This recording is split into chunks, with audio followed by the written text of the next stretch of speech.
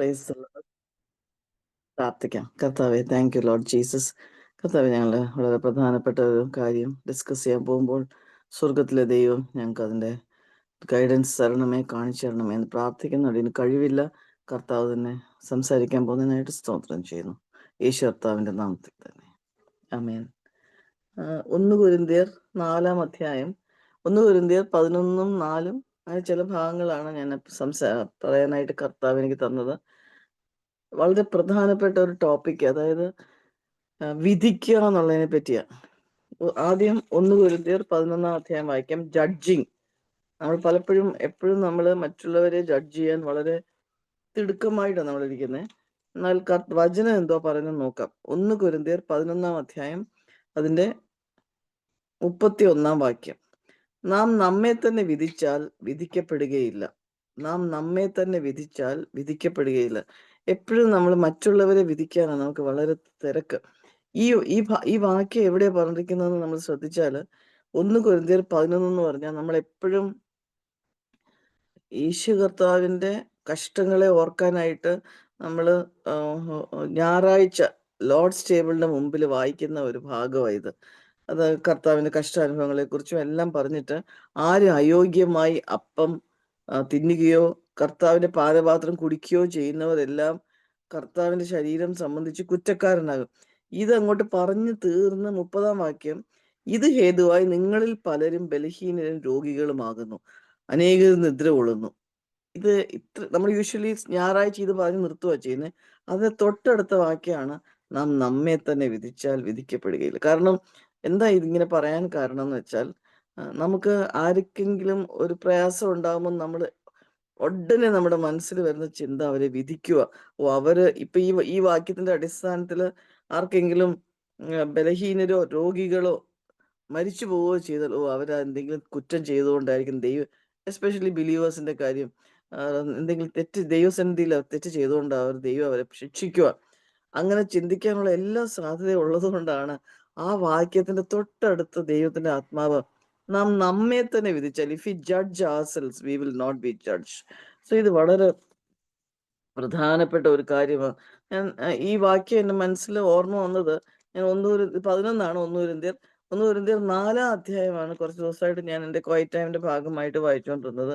ആ 1 കൊരിന്ത്യർ 4 ഒന്ന് വായിക്കാം, ഇത് മനസ്സിൽ വെച്ചുകൊണ്ട്. 1 കൊരിന്ത്യർ 4-ന്റെ 4-ാം അധ്യായം. അപ്പൊ നമ്മള് കർത്താവിന്റെ പരിശുദ്ധാത്മാവ് നമ്മളെ ഓർപ്പിക്കുക, മറ്റുള്ളവരെ വിധിക്കുന്നതിന് പകരം നമ്മളെ തന്നെ വിധിക്കാൻ. നമ്മൾ സാധാരണ ചെയ്യുന്ന കാര്യമാണ്. 1 കൊരിന്ത്യർ 4-4, എനിക്ക് യാതൊരു കുറ്റത്തെക്കുറിച്ചും ബോധമില്ലെങ്കിലും അതിനാൽ ഞാൻ നീതിമാൻ എന്ന് വരികയില്ല. ഞാൻ ഇതിനെപ്പറ്റി ഈ ദിവസങ്ങളിലൊക്കെ ചിന്തിക്കുവായിരുന്നു. പലപ്പോഴും നമുക്ക് എപ്പോഴും ഉള്ള ഒരു ടെൻഡൻസിയാണ് മറ്റുള്ളവരുടെ കുറ്റം കണ്ടുപിടിക്കാൻ. എൻ്റെയും ടെൻഡൻസിയാണ്.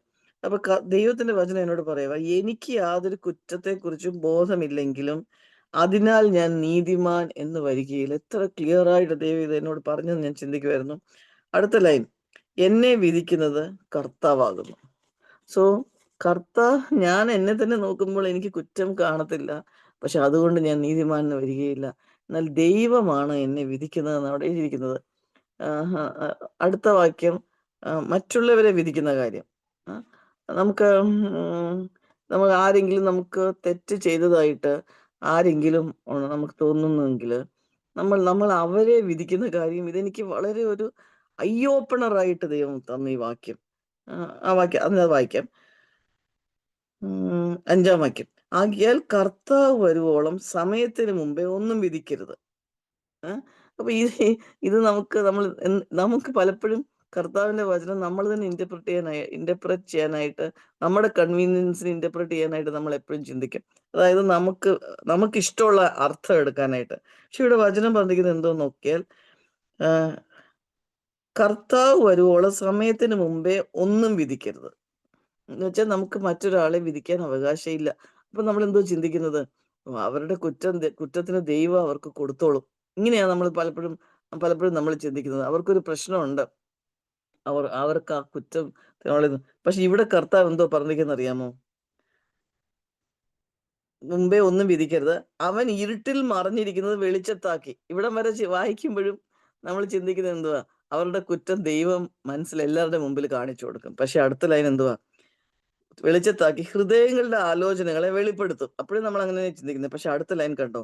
അന്ന് ഓരോരുത്തരും ദൈവത്തിങ്കൽ നിന്ന് പുകഴ്ച ഉണ്ടാകും. അപ്പൊ ഞാൻ വായിച്ചപ്പോൾ ഞാൻ വളരെ ചിന്തിച്ചു പോയി. കർത്താവേ, ഞാൻ വിചാരിക്കുന്നതിന് എത്ര തെറ്റ്. ഞാൻ എപ്പോഴും ചിന്തിക്കുന്നത് ആ ആളെ എന്തെങ്കിലും തെറ്റ് ചെയ്തു. അപ്പൊ ആ തെറ്റ് ചെയ്ത ആളിനെ ശരി ഞാൻ വിധിക്കുന്നില്ല. അതും ഞാൻ അനുസരിക്കുക. കർത്താവ് അവരുടെ കാര്യങ്ങള് ഒരു ദിവസം വെളിപ്പെടുത്തി കൊടുക്കും. അപ്പൊ എല്ലാവർക്കും മനസ്സിലാവും. ഇങ്ങനെ ഞാൻ ചിന്തിക്കാൻ സാധ്യതയുണ്ട്. ആഹ് ആ ഹൃദയങ്ങളുടെ ആലോചനകളെ വരെ വെളിപ്പെടുത്തും. പക്ഷെ ആ സമയത്ത് എന്തുവായിരിക്കും ദൈവം ചെയ്യാൻ പോകുന്നെ? ദൈവത്തിന്റെ ഒരു മനസ്സ് ഞാൻ ചിന്തിക്കുവായിരുന്നു. അന്ന് ഓരോരുത്തരും ദൈവത്തിങ്കൽ നിന്ന് പുകഴ്ചയുണ്ടാകും. ദൈവം എന്താ ചെയ്യുന്നെ അപ്പം? അവരിൽ പുകഴ്ചയുള്ള കാര്യങ്ങളെ മറ്റുള്ളവർക്ക് വെളിപ്പെടുത്തി പുകഴ്ച കൊടുക്കും. ഞാൻ ഓർക്കുവായിരുന്നു ദൈവത്തിന്റെ സ്വഭാവവും എന്റെ സ്വഭാവം അല്ലെങ്കിൽ മനുഷ്യന്റെ സ്വഭാവം, വിശ്വാസിയുടെ സ്വഭാവം തമ്മില് എത്ര വ്യത്യാസമാ. പലപ്പോഴും നമ്മള് മറ്റുള്ളവരെ വിധിച്ച്, അവരെ താഴ്ത്തി, അവരെ ചവിട്ടിക്കളയാനാ നമ്മൾ നോക്കുന്നത്. അങ്ങനെ തന്നെ മറ്റുള്ളവർക്ക് പറയാനും. പക്ഷെ കർത്താവ് അങ്ങനെയല്ല. കർത്താവ് സമയമാവുമ്പോൾ കർത്താവ് അത് വിധിക്കുമ്പോൾ, ഹൃദയങ്ങളുടെ ആലോചനകളെ വെളിപ്പെടുത്തുമ്പോൾ, അന്ന് അവർക്ക് ചിലപ്പം പുകഴ്ചയായിരിക്കും ഉണ്ടാകുന്നത്. കാരണം പലപ്പോഴും നമുക്ക് തന്നെ അറിയാം. നമ്മൾ ചിലപ്പം ചെയ്യുന്ന കാര്യങ്ങള് ഏറ്റവും ബെസ്റ്റായിട്ട് ഇന്റൻഷനിൽ ചെയ്താൽ പോലും മറ്റുള്ളവരത് തെറ്റിദ്ധരിക്കും. ഇതുപോലെ തന്നെയായിരിക്കും മറ്റുള്ളവരും. അത് നമ്മൾ എപ്പോഴും അങ്ങ് മറന്നു പോവാ. അവര് ചിലപ്പോ ഏറ്റവും ബെസ്റ്റ് ഇന്റൻഷനിലായിരിക്കും വല്ലതും ചെയ്യുന്നെ. പക്ഷെ വരുന്ന പ്രവൃത്തി കാണുമ്പോൾ നമ്മൾ തിരിച്ചായിരിക്കും അവരെ തെറ്റിദ്ധരിക്കുന്നത്. നമുക്ക് വേറൊരു വളരെ പ്രധാനപ്പെട്ട ഒരു വാക്യം വായിക്കാം. മത്തായി 5:23. ഈ കോണ്ടെക്സ്റ്റിൽ തന്നെയാ. ആരെങ്കിലും തെറ്റ് ചെയ്താൽ എന്ത് ചെയ്യണം എന്നുള്ളത്. ഇത് നമുക്ക് എപ്പോഴും പ്രായോഗിക ജീവിതത്തിൽ വരുന്ന കാര്യങ്ങളാണല്ലോ. മത്തായി 5 അധ്യായം നമുക്കറിയാം. മത്തായി 5:23 തൊട്ട് 25 വരെ വായിക്കുക. ആകയാൽ നിന്റെ വഴിപാട് യാഗപീഠത്തിങ്കിൽ കൊണ്ടുവരുമ്പോൾ, നമ്മളിപ്പോ യാഗപീഠവും വഴിപാടും നമുക്കില്ല. നമ്മുടെ വഴിപാട് ദൈവസന്നിധിയിൽ വരുമ്പോൾ നമ്മുടെ പ്രാർത്ഥനയും സ്തുതിയുമാണ്. അപ്പൊ നമ്മൾ ദൈവസന്നിധിയിൽ കർത്താവിനെ പുകഴ്ത്താനും പ്രാർത്ഥിക്കാനും ഒക്കെ വരുമ്പോൾ സഹോദരൻ 24 വാക്യം, സഹോദരന് നിന്റെ നേരെ വല്ലതും ഉണ്ടെന്ന് അവിടെ വെച്ച് ഓർമ്മ വന്നാൽ, വളരെ പ്രധാനപ്പെട്ട വാക്യം, സഹോദരന് നിന്റെ നേരെ. അതായത് ചിലപ്പോൾ ഞാൻ തെറ്റുപോലും ചെയ്ത് കാണത്തില്ല. പക്ഷെ സഹോദരന് എന്റെ നേരെ വല്ലതും തെറ്റിദ്ധരിച്ചാൽ പോലും ഉണ്ടെന്ന് ഓർമ്മ വന്നാൽ, നിന്റെ വഴിപാട് അവിടെ യാഗപീഠത്തിന്റെ മുൻപിൽ വെച്ചേച്ച് ഒന്നാമത് ചെന്ന് സഹോദരനോട് നിരന്നുകൊള്ളുക. പിന്നെ വന്ന് നിന്റെ വഴിപാട് കഴിക്കുക. നിന്റെ പ്രതിയോഗിയോട് കൂടെ വഴിയിലുള്ളപ്പോൾ തന്നെ വേഗത്തിൽ അവനോട് ഇണങ്ങിക്കൊള്ളുക. കർത്താവ് എപ്പോഴും ഒരു റെക്കൺസിലിയേഷനും റെസ്റ്റോറേഷനും ആ കർത്താവ് ആഗ്രഹിക്കുന്നത് നമ്മളെ പറ്റി. ജഡ്ജ് ചെയ്ത് ഒരാളെ തള്ളിക്കളയാനല്ല. നമുക്ക് ജഡ്ജ് ചെയ്യാനായിട്ട്, കാരണം അവരുടെ ഹൃദയത്തിലെ ഇന്റൻഷൻസ് നമുക്ക് അറിയത്തില്ല. എങ്ങനെ നമ്മുടെ ഹൃദയത്തിലെ ഇന്റൻഷൻസ് മറ്റുള്ളവർക്ക് മനസ്സിലാവത്തില്ല. അതും കർത്താവിന് മാത്രമേ മനസ്സിലാവുള്ളൂ. നമ്മൾ തിരിച്ചും അങ്ങനെയാ. അതുകൊണ്ട് വളരെ ശ്രദ്ധിച്ചു വേണം നമ്മള് ഈ ഈ ഒരു കാര്യം നമ്മൾ ചെയ്യാൻ. ഇനി നമുക്ക് ഒരു ഭാഗം, അതായത് മറ്റുള്ളവർ നമുക്കെതിരെ ഉണ്ടെന്ന് വെച്ചാൽ ബാക്കി നമുക്ക് പ്രാർത്ഥിക്കാനുള്ള അവകാശമില്ല. നമ്മൾ ആദ്യം നിരന്നുകൊള്ളുവാനാ കർത്താവ് പറയുന്നത്. നമുക്ക് ഒരു വാക്യം വായിക്കാം. ഗലാത്യ ലേഖനം, ഗലേഷ്യൻസ്. അപ്പൊ ആരെങ്കിലും തെറ്റ് ചെയ്തുകൊണ്ടിരിക്കുവാണെങ്കിൽ നമ്മൾ എന്താ ചെയ്യേണ്ടത്? ഗലേഷ്യൻസ് 6:1 നമ്മൾ റെക്കൺസൈൽ ചെയ്യാൻ നമ്മൾ തമ്മിൽ സമാധാനാകാൻ നമ്മൾ ശ്രമിച്ചു. ഗലാത്യർ 6:1. ഗലാത്യലേഖനം 6. സഹോദരന്മാരെ, ഒരു മനുഷ്യൻ വല്ല തെറ്റിലും അകപ്പെട്ടു പോയെങ്കിൽ ആത്മീയരായ നിങ്ങൾ അങ്ങനെയുള്ളവനെ സൗമ്യതയുടെ ആത്മാവിൽ യഥാസ്ഥാനപ്പെടുത്തുവിൻ. സൗമ്യതയുടെ ആവിൽ എപ്പോഴും നമ്മൾ ആക്ച്വലി ആരും, ഞാൻ എന്നെ തന്നെ പറ്റി പറയാം, സൗമ്യത ആത്മാവ് നമുക്കില്ല. അത് കർത്താവെങ്കിൽ നമുക്ക് പ്രാപിക്കാനേ പറ്റുള്ളൂ. ചോദിച്ച് വാങ്ങിക്കണം, കർത്താവേ എനിക്ക് ആത്മാവ് തരണമേന്ന്. ആ സൗമ്യതയുടെ ആത്മാവിൽ യഥാസ്ഥാനപ്പെടുത്തുവിൻ. എന്തുകൊണ്ടാ യഥാസ്ഥാനപ്പെടുത്തേണ്ടിയേ? നീയും പരീക്ഷയിൽ അകപ്പെടാതിരിക്കാൻ സൂക്ഷിച്ചുകൊള്ളുക. അതായത് ഇംഗ്ലീഷിൽ അതങ്ങനെയാ, lest you to be tempted. അതായത് അവർ ചെയ്തു പോയ തെറ്റിനകത്ത് ഞാനും അകപ്പെടാൻ സാധ്യതയുണ്ട്. അതുകൊണ്ട് എനിക്ക് പറയാൻ പറ്റില്ല ഞാൻ അവരെക്കാളിലും വലിയവനാ, അതുകൊണ്ട് എനിക്ക് തെറ്റില്ല, അതുകൊണ്ട് അവരെ നേരത്തെ ഞാൻ പറഞ്ഞ പോലെ അവരെ അടിച്ച് താഴ്ത്തി കളയാനായിട്ട് എനിക്ക് അവകാശമില്ല. ആരെങ്കിലും വല്ല തെറ്റിലും അകപ്പെട്ടു പോയെങ്കിൽ എന്ന് വെച്ചാൽ അവര് മനഃപൂർവ്വമായി ചിലപ്പോൾ തെറ്റ് ചെയ്യുന്നതായിരിക്കത്തില്ല. അതും നമുക്കറിയത്തില്ല. നമുക്ക് ഈ ഒറ്റ കാര്യമേ കർത്താവ് പറഞ്ഞിട്ടുള്ളൂ. അവരെ വിധിക്കാതെ ഇരിക്കാനും അവരെ യഥാസ്ഥാനപ്പെടുത്തുവാനും നിരന്നുകൊള്ളുവാനും സമാധാനം ഉണ്ടാക്കുവാനും. അതെങ്ങനെയാ? സൗമ്യതയുടെ ആത്മാവിൽ. വളരെ പ്രധാനപ്പെട്ട കാര്യം. ഞാൻ ഒരാളോട് സംസാരിക്കുമ്പോൾ സൗമ്യതയുടെ ഒരു ടോൺ എൻ്റെ എൻ്റെ ഭാവത്തിൽ നിന്ന് മാറിപ്പോയാൽ ദൈവത്തിന് ഒന്നും പ്രവർത്തിക്കാൻ പറ്റില്ല. 6 അധ്യായത്തിന്റെ ബാക്കി കുറച്ച് വാക്യങ്ങൾ ഒന്നാം വാക്യം വായിച്ചേ. തമ്മിൽ തമ്മിൽ ഭാരങ്ങളെ ചുമപ്പീൻ, ഇങ്ങനെ ക്രിസ്തുവിന്റെ ന്യായപ്രമാണം നിവർത്തിപ്പീൻ. താൻ അല്പനായിരിക്കെ മഹാൻ ആകുന്നു എന്ന് ഒരുത്തൻ നിരൂപിച്ചാൽ തന്നെത്താൻ വഞ്ചിക്കുന്നു. ഞാൻ ചിന്തിക്കുകയാണ്, ഞാൻ മറ്റേ ആളെക്കാട്ടിലും കറക്റ്റ് ആയിട്ടുള്ള കാര്യങ്ങളാണ് ചെയ്യുന്നത് എന്ന് ആരെങ്കിലും ചിന്തിച്ചാൽ ദൈവവചനം പറയുക, ഞാൻ എന്നെ തന്നെ വഞ്ചിക്കുന്നു. ഓരോരുത്തൻ താന്റെ പ്രവൃത്തി ശോധന ചെയ്യട്ടെ, എന്നാൽ അവൻ തന്റെ പ്രശംസ മറ്റൊരുത്തനെ കാണിക്കാതെ തന്നിൽ തന്നെ അടക്കി വെക്കും. ഇതൊക്കെ ഞാൻ ഓർക്കും, എത്ര പ്രധാനപ്പെട്ട വാക്യങ്ങൾ. ഇന്ന് രാവിലെ ഞാൻ വായിച്ചപ്പോൾ, അതായത് ഓരോരുത്തൻ താന്റെ പ്രവൃത്തി, എന്റെ പ്രവൃത്തി ശോധന ചെയ്യാനാണ് കർത്താവിനെ വിളിച്ചിരിക്കുന്നത്. 1 കൊരിന്ത്യർ 11 വായിച്ച പോലെ എന്നെ തന്നെ വിധിക്കാൻ പറഞ്ഞിരിക്കുക. അങ്ങനെ ചെയ്താൽ അവൻ തന്റെ പ്രശംസ മറ്റൊരുത്തനെ കാണിക്കാതെ തന്നിൽ തന്നെ അടക്കി വെക്കും. അപ്പം പലപ്പോഴും നമ്മൾ എന്താ ചെയ്യുന്നത്? നമ്മൾ നമ്മളെ തന്നെ പ്രശംസിക്കുകയോ ചെയ്യുന്നത്. പക്ഷെ നാം നമ്മെ തന്നെ ശോധന ചെയ്യുമ്പോൾ നമുക്കൊരു കാര്യം മനസ്സിലാകും. ഞാൻ ആ വാക്യം വായിക്കാം. 1 കൊരിന്ത്യർ 4 നമ്മൾ ആദ്യം വായിച്ചത്. 1 കൊരിന്ത്യർ 4:7. പണ്ട് ഞാനൊരു LRS അറ്റൻഡ് ചെയ്തപ്പോൾ കെ.ഒ. ജോൺ സാർ പഠിപ്പിച്ച ഒരു വാക്യമാ. ആ വാക്യം നമ്മൾ പഠിപ്പിച്ചത് ഞാൻ ഒരിക്കലും മറക്കത്തില്ല.